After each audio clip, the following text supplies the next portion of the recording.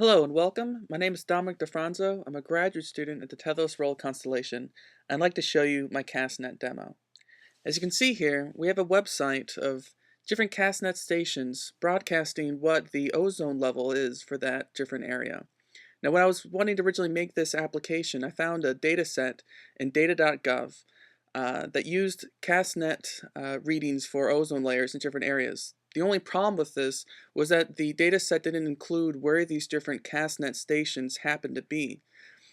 From a little searching and finding, I was able to actually find a data set that described where the different Castnet sites actually resided using geo-Latin long locations. As you can see here in the map, every yellow dot corresponds to a Castnet site. The size of the dot represents the average ozone level for that Castnet site. The larger the circle, the higher the average ozone is for that area. As you can see, some circles here are bigger, some are smaller. You'll also notice that this application uses a faceted browser. Right here on the left, you can see different areas that we can facet from. So say I want to see only areas that reside in the desert. We have 3 of those, and here are the 3 locations that reside in the desert. I can click, I can show more. These are the properties that we can facet from to help you be able to find the right station that you might want to be looking for. If we click on an actual station, you can see a little pop-up with some information about that station. We can see its name, the different agency of where it comes from, its average ozone level, the land use for that site, and also a few links here. The first link will take you to another application that'll actually show you in a timeline of all the different values that we have recorded for that site. Let's take a look here.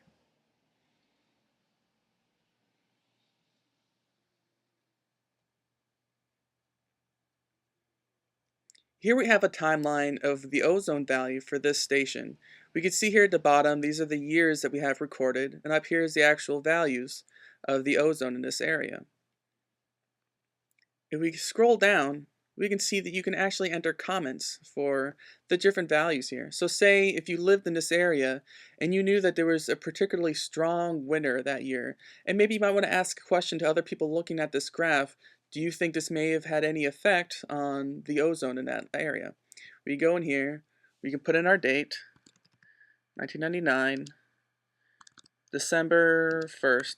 Let's say we had a big storm. And let's just write a little description of what we mean about this. So, there was big storm during this time.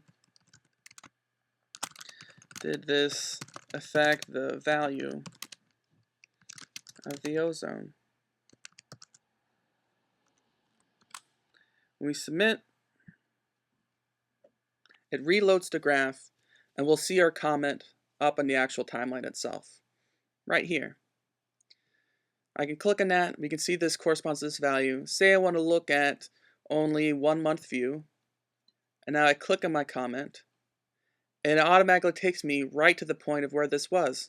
So now people can find my comment and actually see the data that I'm talking about.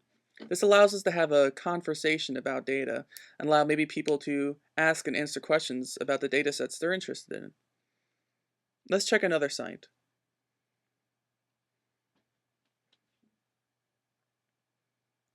You'll also notice for some of these sites, we record not only ozone value, but also visibility as well, as you'll see in this coming timeline. As you see here in the timeline, we have 2 lines, a blue one and a red one. The blue corresponds again to ozone, but the red this time corresponds to visibility in the units mentioned above. They also share different axes, so the blue axis here in the left corresponds to ozone, the red axis here in the right corresponds to visibility. We can also comment on these as well. Beware though that not all sites record visibility information, only particular ones. Now if we look at another site again, we'll find another link to each site. This gives it a link to a page that the EPA hosts themselves that describes these sites in more detail. So let's click it and see what it is. As we see here, now we can see more information about this actual site. We can see some more graphs. We can see some more values for the actual site of where it lives. We can also actually see pictures of where the site actually is. So if we click a link here, this will take us to another page, and that's the actual site. That's the Castnet site that is recording the data. Pretty interesting.